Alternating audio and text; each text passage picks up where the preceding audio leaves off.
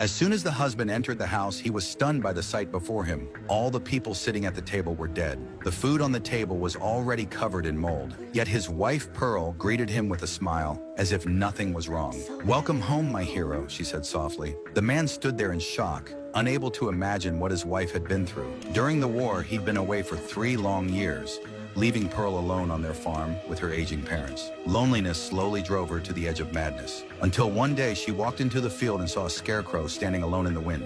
Desperate for affection, she leaned forward and kissed it, but the next second, the scarecrow's face turned into the face of her lover. Terrified, she stepped back, but the loneliness was too much to bear. Her desire overtook her reason, and she climbed onto the scarecrow, releasing all the pain and frustration she'd bottled up for years. Pearl's biggest dream was to become a star, but even the brightest star needs a stage to shine. So when she heard about the church's dance audition, she saw it as her one and only chance. And to get it, she was willing to remove anyone standing in her way. She suffocated her paralyzed father, burned her controlling mother alive, and killed the lover who had abandoned her. Finally, the day of the auditions arrived. Dozens of girls came to audition. While her sister-in-law was nervous and shaky, Pearl seemed calm and confident. The moment the music started, it was like she became someone else. Her movements, her energy, her fire lit up the stage. For a brief moment, she truly shined. Unfortunately, the judges didn't choose her because her hair wasn't blonde. And just like that, Pearl's dream shattered. Seeing her cry uncontrollably, her sister-in-law offered to drive her home. She told Pearl she could talk about how she felt. Unexpectedly, that opening was like opening the floodgates. Pearl poured out all her secrets,